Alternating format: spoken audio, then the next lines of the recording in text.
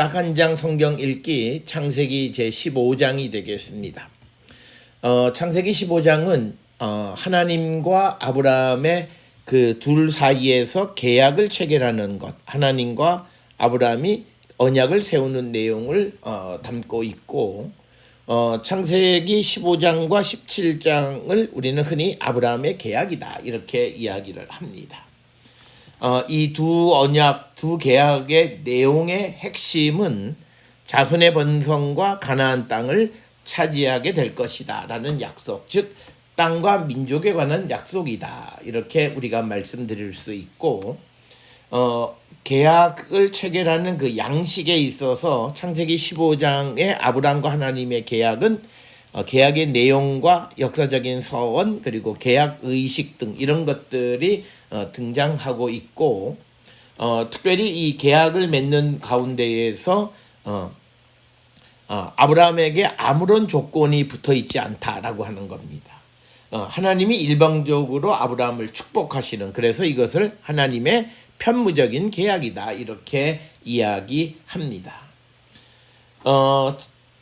아브라함에 대한 계약이 창세기 15장과 17장 두 군데 들어있고, 두 군데에 들어있는 이 언약 계약의 핵심은 자손의 번성과 토지 소유에 대한 축복으로 귀결되어져 있다라고 하는 것입니다.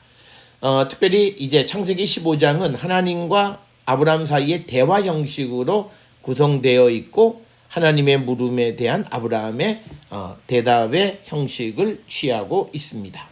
1절에 이후에 여호와의 말씀이 환상 중에 아브라함에게 임하여 이르시되 아브라함아 두려워하지 말라, 나는 너의 방패요 너의 지극히 큰 상급이니라. 따라서 15장 1절은 환상 가운데에서 하나님과 아브라함의 만남을 기록하고 있는 내용이 되겠고, 오늘 주시는 말씀에 환상 중에라고 하는 마하세라고 하는 단어가 되겠습니다. 마하세, 환상 중에. 그래서 이거 환상은 고대 이스라엘이나 고대 근동에서 하나님이 자신의 뜻을 전달할 때 많이 사용하던 방식이 환상이었다라고 하는 것을 우리가 알 수 있고, 그래서 이 환상을 통해서 하나님의 뜻을 알 수 있는 굉장히 중요한 것이다라고 하는 겁니다. 그 다음에 이제 오늘 주시는 말씀에 보게 되면 아브라함아 두려워하지 말라, 나는 내 방패요 너의 지극히 큰 상급이다 이렇게 이야기합니다. 특별히 우리가 이 환상이라고 하는 것과 관계되어져서 우리가 민수기 24장 6절 16절에 보면 발람을 자신을 전능자의 환상을 보는 자다, 마하세 사다이 아도나이 이렇게 기록을 하고 있습니다. 그래서 환상을 통해서 여호와 하나님의 뜻을 알아보는 자라는 그런 뜻이 되겠고, 그래서 환상 중에서 하나님께서 아브라함에게 주시는 말씀은 하나, 두려워하지 마라, 알티라입니다. 시브리어에서 알티라라고 하는 것은 주로 하나님의 구원 신탁을 나타낼 때 주로 사용되어지는 그런 표현이 되겠습니다. 구원 신탁. 그리고 또 주시는 말씀을 통해서 하나님은 아브라함에게 나는 너의 방패 마겐 그리고 너의 상급 사카르 이렇게 언급을 합니다.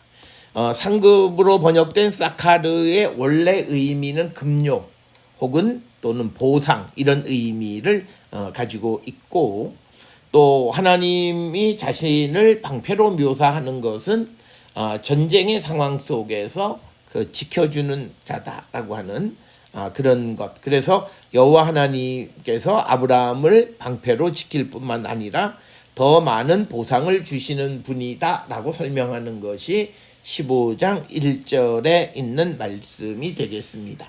2절에 아브라함이 이르되 주 여호와여 무엇을 내게 주시려 하나이까, 나는 자식이 없사오니 나의 상속자는 이 다메섹 사람 엘리에셀이니이다.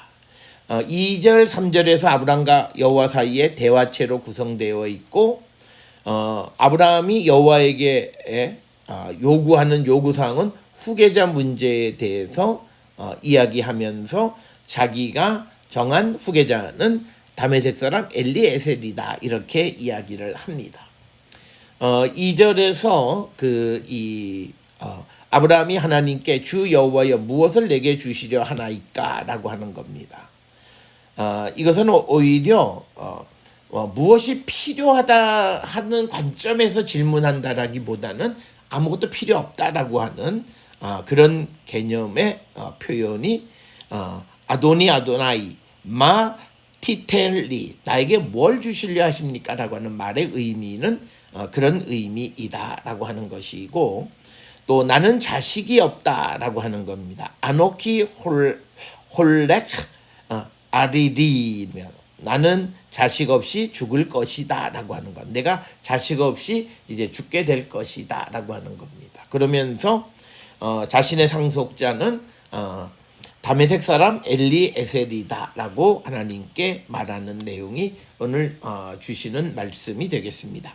2절에서 다메섹 사람 엘리에셀이 아브라함의 상속자가 될 수 있는 것은 고대 근동에서는 쉽게 찾아볼 수 있습니다. 이 경우에는 그러니까 아브라함에게 아들이 없기 때문에 다메섹 사람 엘리에셀을 그 상속자로 세우는데, 이 경우 만약 양부가 아들을 낳게 된다면 양자는 그 상속권을 잃게 된다라고 하는 겁니다.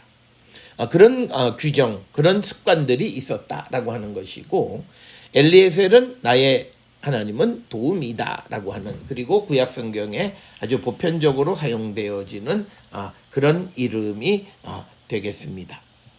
이런 아브라함의 말에 대해서 아브라함이 또 하나님에게 주께서 내게 씨를 주지 않으셨으니 내 집에서 길린 자가 내 상속자가 될 것이다. 그러니까 내가 자식이 없다라고, 나는 자식이 없는 이유를 설명하는데 그것은 주께서 내게 씨를 주지 않으셨기 때문이다 라고 하는 겁니다. 그리고 주께서 나에게 씨, 그래서 생명은 하나님의 손에 달려 있음을 이야기하는데, 그렇게 되어서 씨를 주지 않으셨기 때문에 길린 자가 내 상속자가 될 것이다. 그러니까 고대 근동에서는 자기 집에서 기른 사람을 양자로 삼아서 상속자로 삼는 일들이 많이 있었는데 그렇게 할 것이다 라고 하는 겁니다.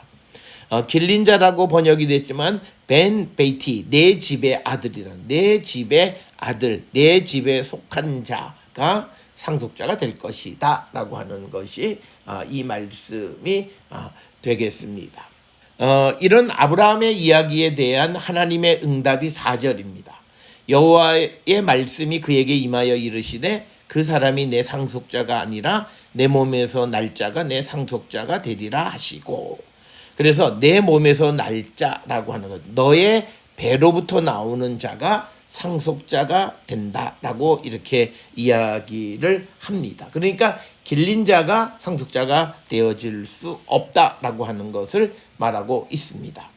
내 몸에서 날 자가 상속자가 된다라고 하는 개념은 매우 보수적이고 혈통중심적인 그런 생각이고, 특별히 하나님이 주시지 않았다 해서 우리가 마음대로 선택할 권한이 없음을 오늘 주시는 3절, 4절에서 우리가 보여집니다.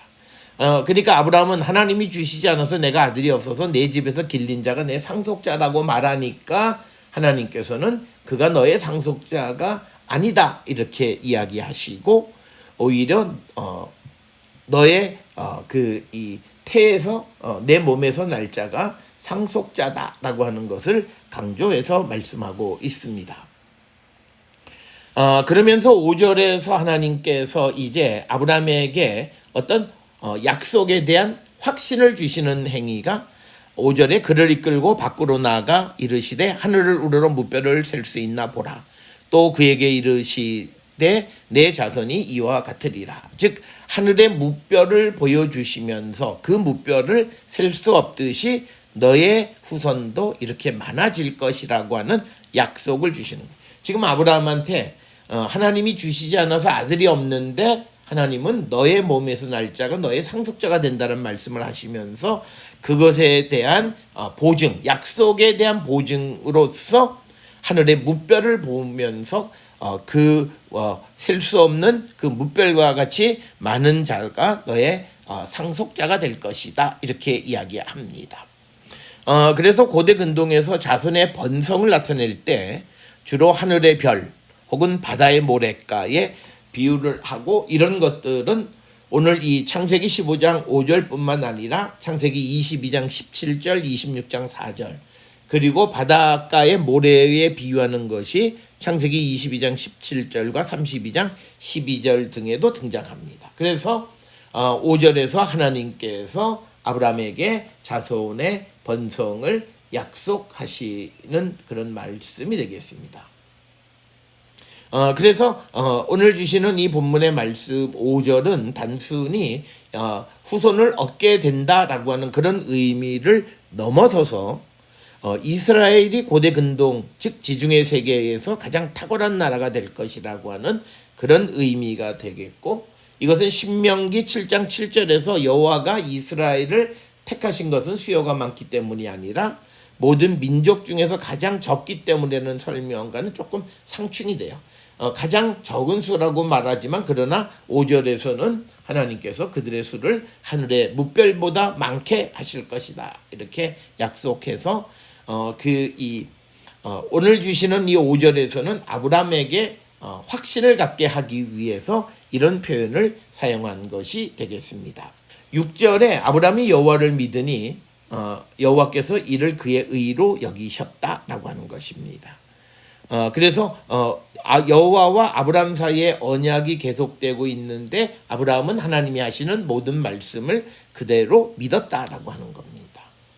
그래서 여호와를 믿는 것이 그의 의다라고 하는 이런 개념은 로마서 4장 3절, 갈라디아서 3장 6절, 야고보서 2장 23절 등에서도 다시 인용되어지는 그런 말씀이 되겠고, 이 아브라함을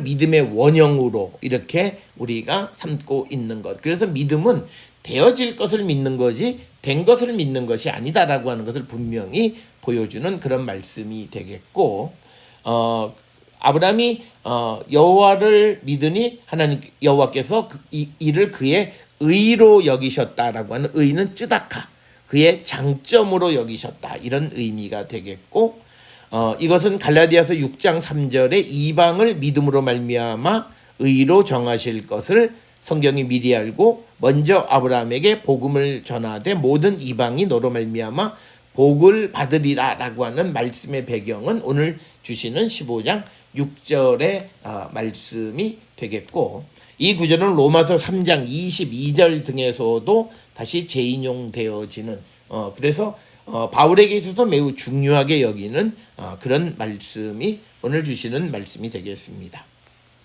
7절에 또 그에게 이르시되 나는 이 땅을 내게 주어 소유를 삼게 하려고 너를 갈대아인의 우르에서 이끌어낸 여호와니라. 즉 하나님의 자기소개입니다. 내가 누구냐? 너를 이 땅을 너에게 주어서 소유로 삼게 하기 위해서 갈대아 우르에서 이끌어낸 여호와 하나님이시다라고 하는 겁니다. 오늘 주시는 본문의 말씀에서 이 땅, 하아레스 하소트라고 하는 것은 본문에서 어느 땅인지를 분명하게 이야기하지는 않지만 가나안 땅을 지시하는 것으로 우리가 이해할 수 있다라고 하는 겁니다. 또 하나 여기서 중요한 것은 이끌어낸 여호와다, 즉 구원하여 낸 여호와다라고 하는 거예요. 그래서 여호와에 대한 이미지가 구원자라고 하는 이미지를 강조하고 있는 것이 7절의 말씀이 되겠습니다. 8절에 그가 이르되 주 여호와여 내가 이 땅을 소유로 받을 것을 무엇으로 알리까? 라고 하는 겁니다. 그래서 이것은 여호와가 이 땅을 주신다라고 하는 것을 내가 알 수 있는 소위 말하면 징표, 이런 거죠. 징표를 요구하는 것을 의미합니다. 그래서 이것에 대해서 하나님은 여호와는 아브라함에게 제사를 요구하시는 것을 볼 수 있고, 그래서 하나님이 그의 제사를 받았다라고 하는 것은 그에게 응답하신다라고 하는 개념과 밀접한 관련이 있다라고 하는 것을 우리에게 가르쳐 주시는 그런 말씀이 되겠습니다.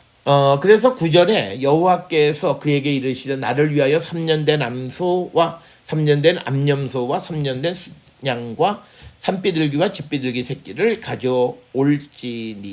그래서 3년 된 것을 가져오라는 건 매우 특이해. 보통 동물은 1년짜리 어린 것 이렇게 드리는데, 왜냐하면 3년 된 건 용도 폐기나 마찬가지이다라고 하는 것이고, 그래서 이 3년 된 것이란 말을 사르나라고 하는 학자는 3마리로 이해를 합니다. 그러니까 나를 위하여 암소 3마리 이렇게 이해를 하는 겁니다.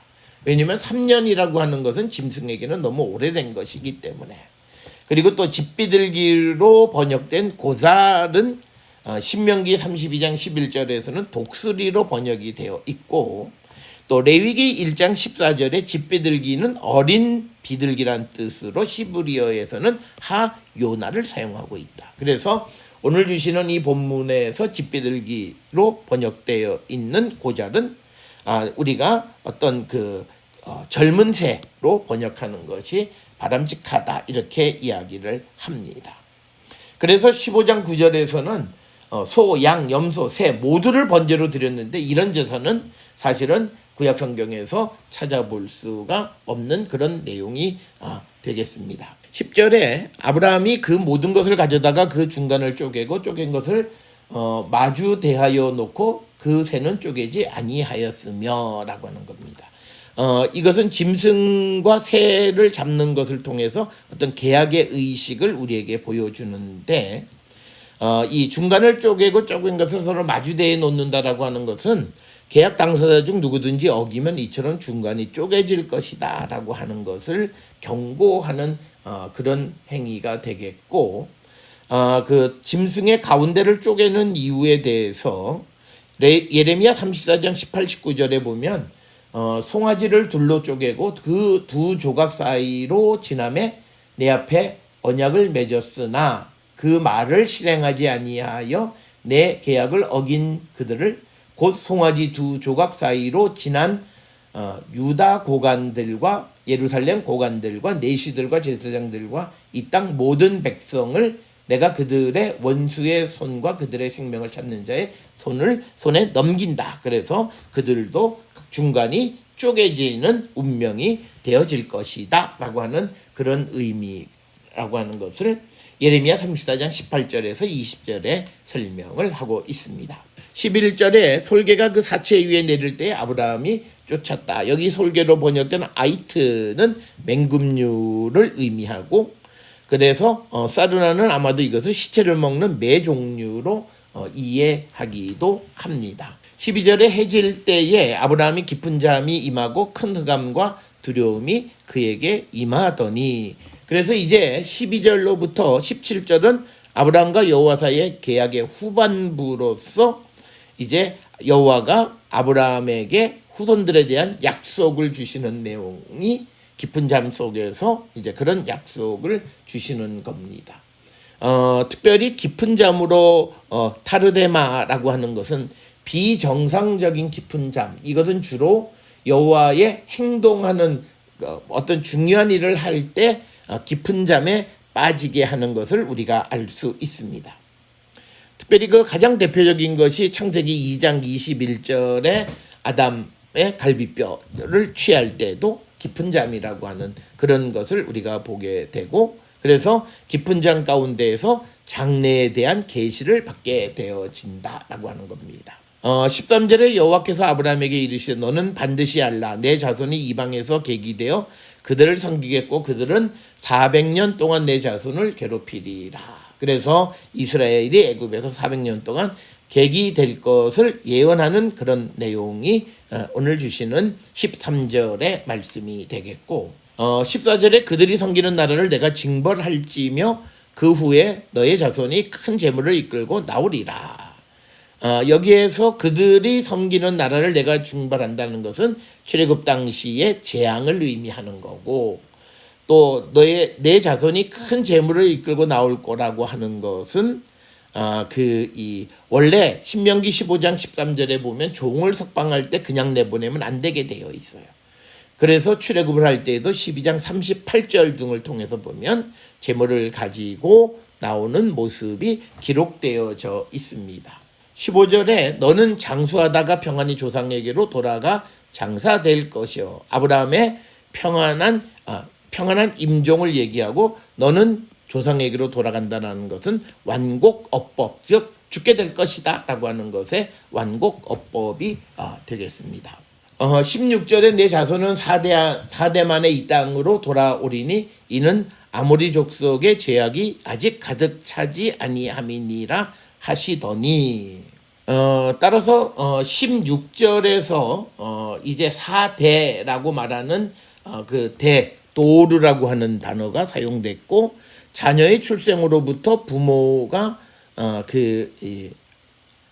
출생할 때까지의 기간을 나타내고 평균적으로 한 대는 20에서 25년이 되겠습니다. 그런데 이것은 앞에 13절에 나왔던 400년과 차이를 나타내게 됩니다. 그래서 창세기 6장 3절에서는 생명의 연수가 120년으로 계산하게 되거나 또 이사야 65장 10절에서는 100년, 시편 90편 10절에는 7, 80년, 그리고 이집트의 이상적인 연수는 110년, 따라서 창세기 15장 13절에 400년 사이에 어느 정도 일치되어지는, 그래서 오늘날 우리의 개념의 대가 아니라 당시의 개념으로 설명하면 얼마든지 설명되어질 수 있다라고 하는 것입니다. 해가 져서 어두울 때에 연기가 나는 화로가 보이며 타는 횃불이 쪼갠 고기 사이로 지나더라. 그래서 타는 횃불이 쪼갠 고기 사이로 지났다는 것은 계약을 어긴 자들에 대한 징벌을 상징적으로 나타내는 그런 표현이 되겠습니다. 18절에 그날에 여호와께서 아브람과 더불어 언약을 세워 이르시되 내가 이 땅을 애국 강에서부터 그 큰 강 유브라데까지 내 자손에게 주노니 이렇게 말합니다. 그래서 이제 18절부터 21절은 이제 아브라함이 여호와와 계약을 통해서 가나안 땅을 차지하게 됨을 설명하고 애국강에서부터 애국강은 시내반도의 와디 엘 아리시를 의미하지 나일강은 아니다. 그래서 유프라데 강까지의 땅을 주겠다라고 하는 약속이고 지도를 보게 되면 본문에서 지도에 보게 되면 와디 엘 아리시가 이겁니다. 와디 아리시 여기서부터 그러니까 이게 엘 아리시라고 하는 것이고 조금 더 올라가게 되면 이제 가자 뭐 이런 곳이 있는데 여기 있는 이 강으로부터 시작해서 북쪽에 유프라테스 강까지의 땅을 주겠다라고 하는 것이 오늘 말씀이 되겠고 19절에 곧 겐족과 그니스 족속과 간몬 족속과 20절에 헷 족속과 브리스 족속과 르바 족속 이렇게 나와 있습니다. 여기서 우리가 겐은 이스라엘 사람들과의 친척이 되는 미디안 족속인 미디안 부족인데 반유목민으로서 그 유다 지파의 땅에 유랑하던 사람들 이렇게 여기고 그다음에 간몬 족속은 창세기 15장 19절에만 나오는 이름이고 동쪽 사람이라는 그런 뜻이 있지 않나 생각합니다. 그래서 이 19절로부터 20절은 이 땅에 거주하는 족속들의 명단이 제시되어져 있고 20절에 등장하는 헷 족속은 오늘날 우리가 말하는 터키 지역에 거주했던 사람들을 지칭하는 용어이지만 그러나 성경에서는 가나안 땅에 이스라엘이 정착하기 전에 거주했던 사람들입니다. 그러니까 이것을 오늘날 터키 지역으로 생각하면 안 된다. 그리고 브리스 족속은 팔레스틴 중부 산악지대에 주로 거주했고 그 다음에 르바 족속은 요단 동쪽의 바산의 원주민이었을 것으로 보이는 거인 족속 아마 르바임에서 유래되지 않았나 이렇게 생각을 합니다. 21절에 아모리 족속, 가나안 족속, 기르가스 족속, 여부스 족속의 땅이니라 하셨다. 그 다음에 이제 기르가스는 성경의 몇몇 명단과 페니키아의 비문에 나오는 거지만 그들의 정착지나 이런 것에 대해서는 정확하게 알려지지 않았습니다. 자, 그래서 창세기 15장은 아브라함과 여호와 사이의 계약인데 이것이 창세기 15장 1절부터 11절의 계약이 있고 또 하나의 계약은 창세기 17장부터 27장까지의 계약이 있다. 우리가 문서서를 통해서 보면 창세기 15장을 제2, 창세기 17장을 P다 이렇게 이야기합니다. 그래서 보면 계약의 시기나 언약의 내용, 계약의 상징, 계약으로 인한 변화, 아브라함이 생각하는 후계자 이런 것들에 대해서 서로 차이가 있습니다. 예를 들어서 아브라함의 후계자에 대해서 창세기 15장에서는 다메섹 사람 엘리에셀로 생각하고 있지만 그러나 창세기 17장에서는 이스마엘로 아브라함이 생각하고 있다라고 하는 것이고 또 그 계약으로 인한 변화가 창세기 15장에서는 할례이고 그러나 이제 17장에서는 아브라함이 아브라함, 사레가 사라로 변화되어졌고 그리고 또 하나 우리가 변화를 보게 되면 계약을 맺음으로써 어떤 계약 의식으로서 창세기 15장에서는 이건 제사를 드리는 것들이 언급되어지는 그래서 15장과 17장이 아브라함과 하나님 사이의 계약이긴 하지만 구체적인 내용 속에서는 차이가 있다라고 하는 것입니다. 따라서 창세기 15장은 이제 하나님께서 아브라함에게 자손과 땅의 약속을 주시는 내용으로 기록되어 있는 내용이 되겠고 중요한 것은 하나님이 주시지 않았다 해서 사람이 마음대로 선택할 권한이 없다라고 하는 것을 분명하게 우리에게 보여줘서 다메섹 사람 엘리에셀은 후계자가 상속자가 될 수 없다고 말씀하시는 것이 창세기 15장의 내용이 되겠습니다.